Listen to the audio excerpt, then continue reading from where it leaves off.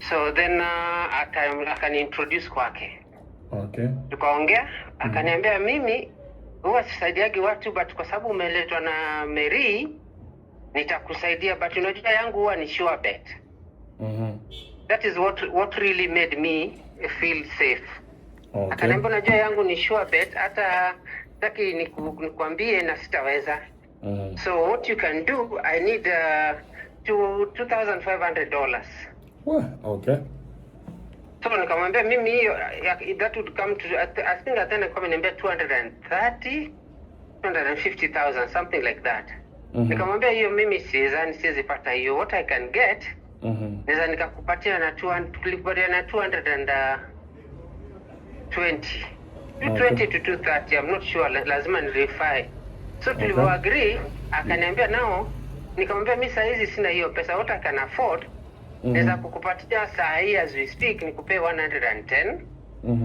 And then ukiniorganizea nikifika huko ni hustle nikurudishie hizo zingine, kwa sababu ni yeye alikuwa anaenda kunihost.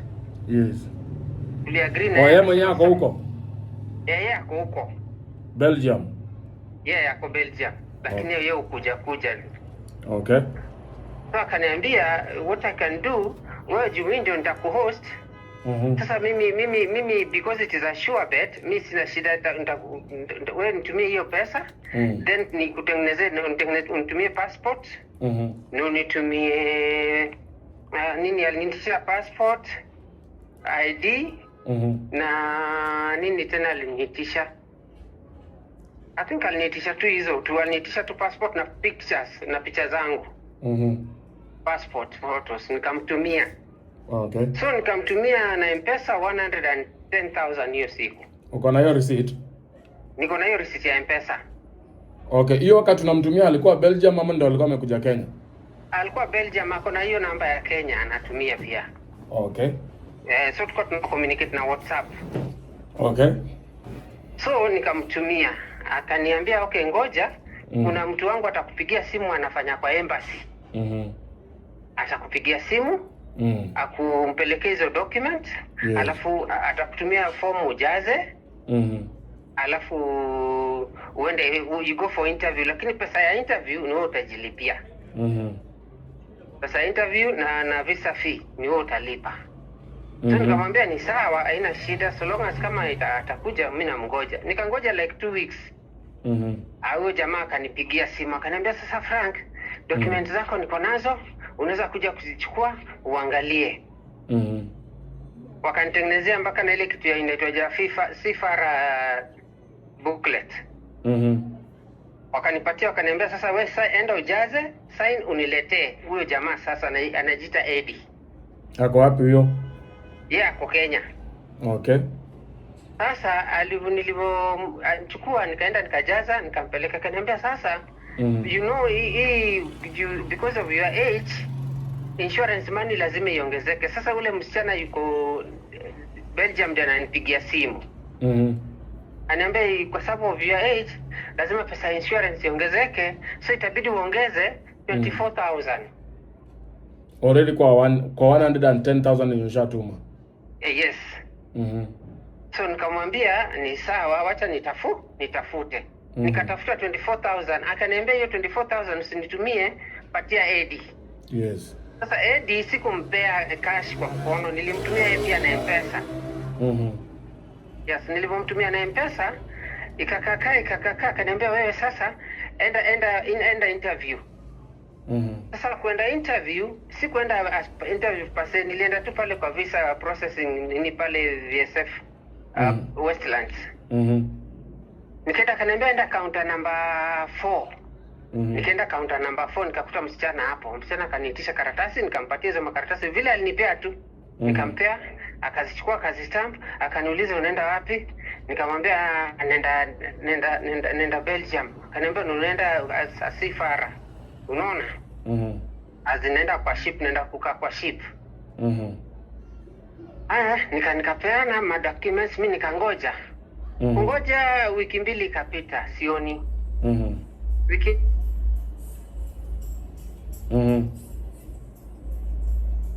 Hello. Yeah. Ulikuwa umepotea. Ulikuwa unasema ukangoja wiki mbili? Nikangoja wiki mbili. Haikukuja. Wiki ya tatu pia haikukuja, ilikuja wiki ya 4. Nikapata mail ya kwamba visa processing yangu iko tayari na ningependa niletewe wapi. Unaona? Nikasema ningependa niletewe mahali niko naishi Doni. Niko naishi hapo Savana kitambo. So nikamwambia nataka niletewe hapa Savana. Wakaniambia sawa. So hizo charges nililipa za visa, za courier, hizo nililipa. Nilipa karibu 19,000. Hata uzuri nilikuwa nazilipa na M-Pesa. Haya, akafanya nini? Kuletewa nikakuta nikaambiwa visa yangu iko denied.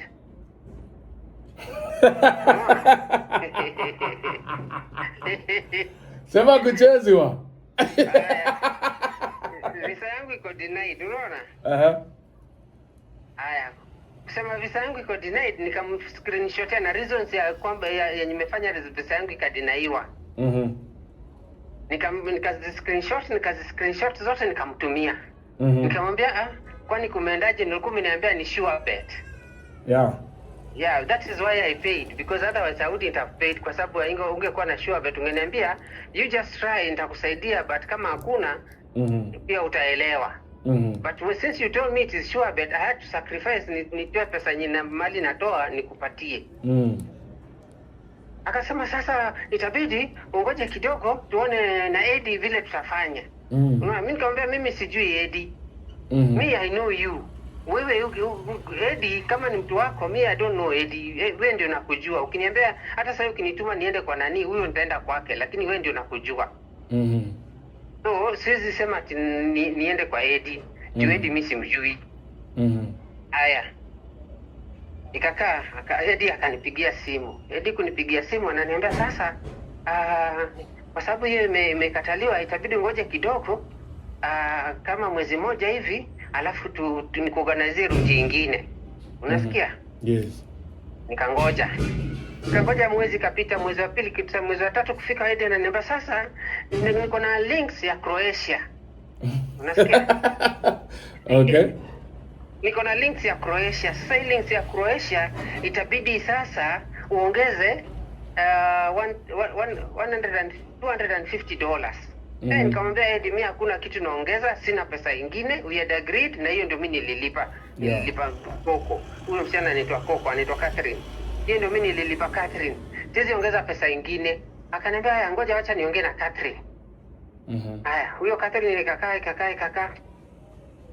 Catherine ananipigia simu, sasa Frank, mbona uko na haraka sana? Nikamwambia haraka gani? Na sasa ni miezi zimepita karibu sasa zinaenda 6. Na akaniambia haya, ngoja basi tuongee, uko na haraka sana. Nikanyamaza. Kaka akaniblock. Akaniblock WhatsApp, akaniblock hata namba yake nikipiga iendi, akaniblock kila mahali. Yes. Na yeye sasa namuonanga tu kwa TikTok.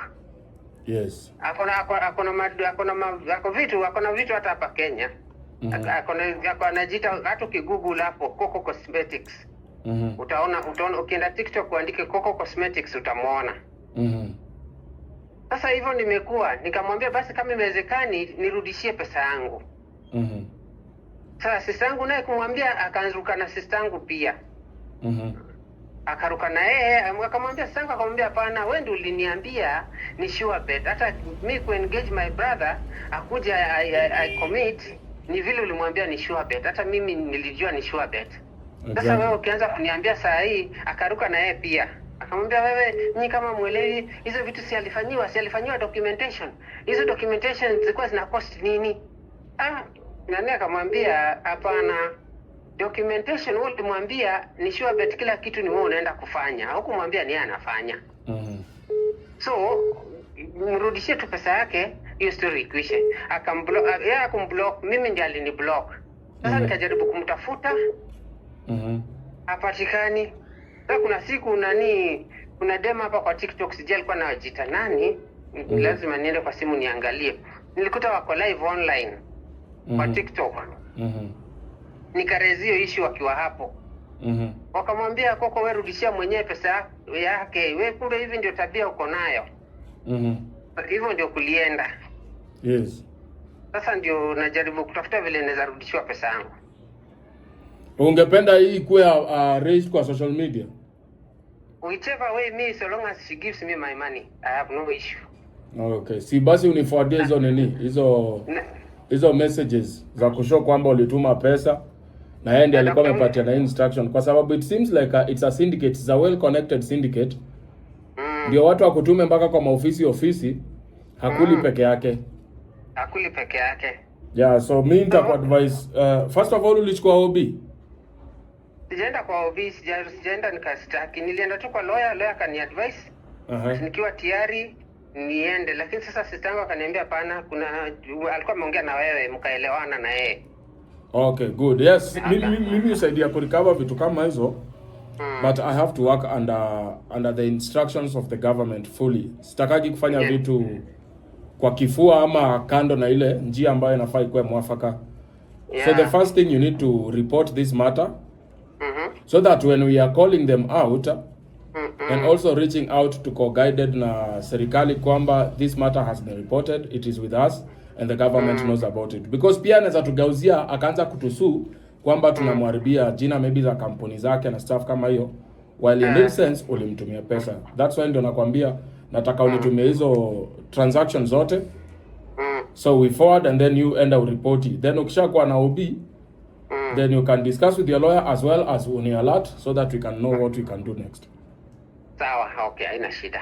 Sasa pole sana. Sasa niko Shago lakini nakamivo kesho kutwa. Haina shida. Si uko nazo transaction kwa nini? Kwa simu. Niko nazo kwa simu na kutumia. Yeah, nitumie kwa WhatsApp. Haina shida. Okay, sawa. Haya, pole sana. To avoid such cases, Wakenya nimewambia mara mingi, we have designed a system which is called Work Abroad Hub. Sasa huyo amepoteza more than 150,000. Na hiyo 150,000 only if he could just use workabroadhub.tech before apatiane pesa kwa mtu yeyote. Angekuwa shajua hivi ndio unahitajika kufanya, this is the age limit, this is everything. Emni kuonyesha site inakaa aje. Aya. So guys, unakuja hapa kwa website yako ama hata kwa simu, una search exactly hivyo, workabroadhub.tech. You click on it. Ukiclick on it, itakuleta kwa hii ni ya kwanza hapa. Click on that. Ukiclick on it, itakwambia lazima ukue 18 years and above. Ndio hiyo. You click on it. Alafu verified overseas jobs ziko hapa, curated, no middlemen, no agents, umeandikiwa kila kitu hapa. You can decide to sign in ama unaweza decide utumie our free services ambazo zina include nini? Zina include CV checker. Unaona hapo? Inaweza kukuangalilia CV, inaweza kukuangalilia scam, inaweza kukuangalilia visa, sponsorship jobs, unaweza download nini? Na unaweza click hapa uexplore zote uweze kujua. Okay? So these are our services. Unaweza kuja hapa uangalie CV checker, CV yako ikiwa mzuri, unaweza fanya nini? Unaweza go ahead and apply for that specific job unataka. So you just drag your CV here, then unaenda na check. Okay? Yes. Then ingine ni job scam, ingine ni visa sponsorship jobs. Unaweza ziangalia hapa. Hizi nazo ukienda ku apply, hizi jobs zote hizi, ukiapply ukichukuliwa, unalipiwa kila kitu. Unalipiwa visa, unalipiwa flight, unalipwa kila kitu. Na hapo hivi unajua unaweza apply job moja ukifikiria utapata hiyo job ni ngumu. So hii ni kama UAE. So what you do is what? You come and click hapa, select all the jobs. Sawa. Ukiselect all the jobs hivi, so una increase your chances of what? Of being called on one or two of them. Then you choose which one has the higher salary na unaendelea hivyo kabla uibiwe. Unanielewa? So wewe usikaya hapo kuamini ati watu watakusaidia kupata kazi. Hiyo ni uongo ya watu. Kama unataka CV templates utazidownload hapa. Kama unataka AI job application assistant itakuonyesha, bora tu wewe uupload nini, uupload CV yako and then itamatch nini na kazi ziko available za hiyo field yenye unafanya. Kama unataka kukua referral hapa hivi unatuma uko unalipwa 450 hapa na kampuni ya Work Abroad Hub, unaanza kurefer watu hapo, watu wakilipa for the services unakuja. But still with your free account you can still access what?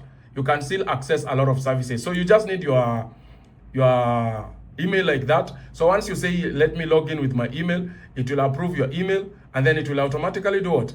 It will ask our provider to do what? To allow you in. You just click allow and then immediately you do what? you are logged in. So the moment you're logged in, this is what you're going to meet. Welcome back Anthony, that is my name. Ukiangalia website najiita Anthony. So mimi nimekaribishwa hapa. Lakini naambiwa niko on a free account. So with free account bado unaweza fanya vitu kadhaa hapa. Sasa sawa, unaweza kuja uangalie kama CV yako ina match kazi, unaweza just paste hapa na itaendelea. Kama unataka job za US, unaweza click job za US, okay?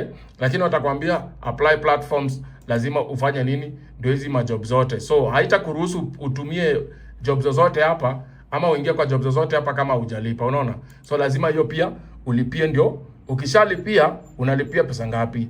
4,500. Watu wanauliza hiyo 4,500 ni ya nini? Ndugu yangu, hata M-Pesa inalipisha services. Si ni ukweli? Sasa sisi tunakulipisha services za kumake sure hauibiwi na scammers, una get direct links to what? To your employer or your future employer. Kama unataka kustudy abroad, the same applies. Unakuja tu hapa, una click, alafu unafanya nini? Unangoja, unaulizwa, unataka kustudy US, lazima kuwe F1 student. Sawa. Unataka kwenda Canada, unachagua hapo juu. Canada, nataka kwenda Canada kama student, unaambiwa lazima kuwe na study permit. Unataka kwenda UK unaambiwa lazima kuwe na nini? Student visa tier. Okay? Unataka kwenda Australia, pia yuko na student visa sub class 500. Unataka kwenda UAE kustudy huko, student residence visa. Unataka kwenda Europe, inahitaji nini? German student visa, which is called also national visa. Lazima ukuwe na hizo vitu na unapatiwa process yote polepole hapa na nini? Na hii kampuni. Na unalipa pesa ngapi for all those services? Just 4,500. What? 4,500, and then you can go ahead and apply for jobs. And I'm talking of millions of jobs abroad. If utachukuliwa sawa, kama utachukuliwa sawa, kuliko kwenda kupoteza 200,000 kama huyu jamaa mmesikia hapa. Do not be victims. And that is why we are asking you guys, focus, and stick to what? Stick to work abroad, okay? Inaitwa workabroad.tech. Usibiwe tena, ni rahisi sana kuspend 4,500 uende utumie kwa services zako. So ukienda kwa apply hivi, the moment utaklik hapo nataka pro use, itakwambia allow, then utaklik tu hapo hivyo, alafu utalipia. Ukishalipia 4,400, wewe utakuwa umelog in vizuri, alafu anza kutumia services zako. Sawa, usipoteze pesa hapo nje useme hatukukuambia. Thank you so much. See you in the next one.